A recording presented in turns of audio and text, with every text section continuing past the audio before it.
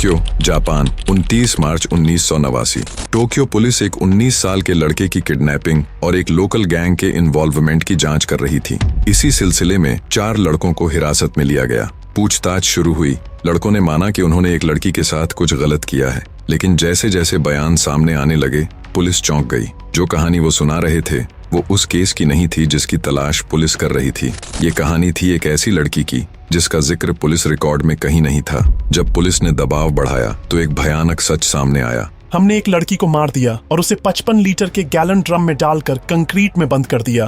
Police उसी वक्त बताए गए कंस्ट्रक्शन साइट पर पहुंची और वहां उन्हें एक भारी ड्रम मिला। जब ड्रम को खोला गया तो उसमें एक कंक्रीट में जमी हुई लड़की की लाश थी। पोस्टमार्टम रिपोर्ट ने जो बताया उसने पूरे जापान को हिलाकर रख दिया। मिनाटो, टोक्यो, साल 1988। उस लड़की का नाम था जुनको फुरुता, उम्र 17 साल। वो हाई स्कूल की स्टूडेंट थी, पढ़ाई में टॉपर थी, खूबसूरत थी और पार्ट टाइम जॉब भी करती थी ताकि अपनी ग्रेजुएशन ट्रिप के लिए पैसे जोड़ सके।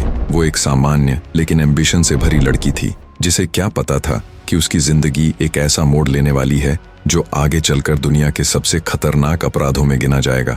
उसी स्कूल में पढ़ा था हिरोशी मियानो, एक ड्रॉप आउट लड़का जो लोकल याकुजा गैंग से जुड़ा था। उसे झुनको पर क्रश था। उसने झुनको को प्रपोज किया, लेकिन झुनको ने उसे ठुकरा दिया। ये ठुकराया जाना हिरोशी की ईगो को बर्दाश्त नहीं हुआ।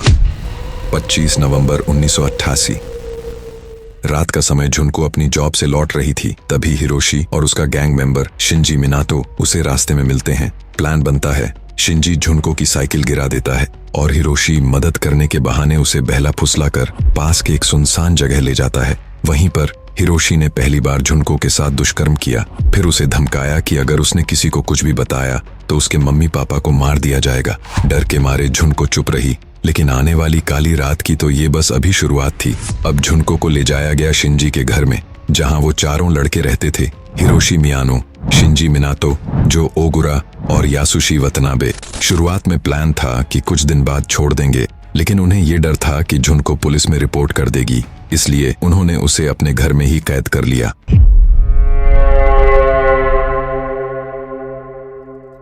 अब शुरू होता है 44 दिन का नर्क। झुनको के साथ हर दिन गैंग किया जाता। न केवल वो चारों बल्कि दर्जनों और लड़के, जिनमें से कई को बुलाया गया था सिर्फ इस क्रूरता में भाग लेने के लिए। पुलिस को भी गुमराह किया गया। जब झुनको के माता पिता ने मिसिंग रिपोर्ट दर्ज करवाई तो इन लड़कों ने उससे जबरन फोन करवाया। उसने कांपते हुए कहा, मैं ठीक हूँ और एक दोस्त के साथ हूँ, प्लीज मुझे ढूंढने की कोशिश मत करना। पुलिस ने केस बंद कर दिया।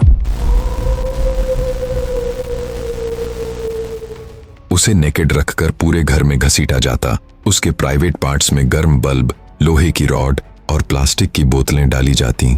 उसके शरीर पर गर्म वैक्स और लाइटर फ्यूल डालकर आग लगाई जाती। उसके स्तनों में नीडल्स घोंपे जाते। उसके खाने के नाम पर दिया जाता उसका खुद का यूरिन। उसका चेहरा पूरी तरह बिगड़ चुका था। अब तो वो पहचानने लायक भी नहीं रही थी।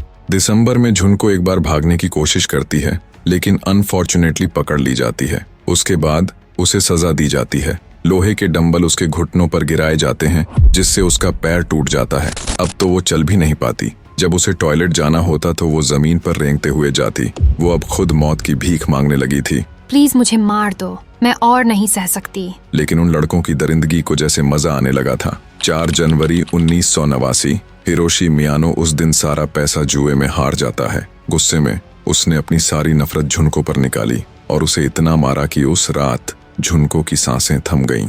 अगले दिन यानी 5 जनवरी 1989 चारों लड़कों ने झुनको की लाश को एक बड़े 55 लीटर के गैलन ड्रम में रखा और उसमें कंक्रीट डालकर उसे एक कंस्ट्रक्शन साइट पर फेंक दिया।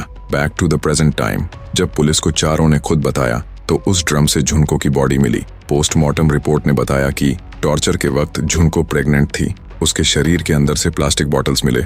उसका चेहरा पूरी तरह डैमेज हो चुका था और ये सब लगातार होता रहा 44 दिनों तक।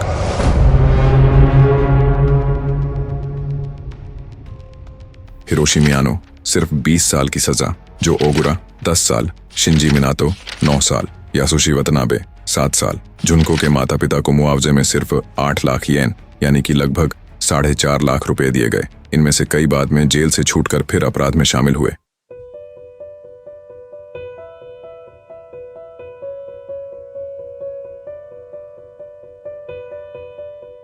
झुनको फुरुता, एक नाम, एक कहानी, एक चीख जो कभी नहीं रुकी। अगर आप सोचते हैं कि इंसानियत अभी भी जिंदा है तो ये केस एक आईना है कि जब कानून कमजोर हो और इंसान हैवान बन जाए तो इंसानियत रोती है। अगर आपको ये कहानी हिला गई हो तो झुनको के नाम पर एक साइलेंट श्रद्धांजलि दें। वीडियो को शेयर करें ताकि दुनिया जान सके कि झुनको कौन थी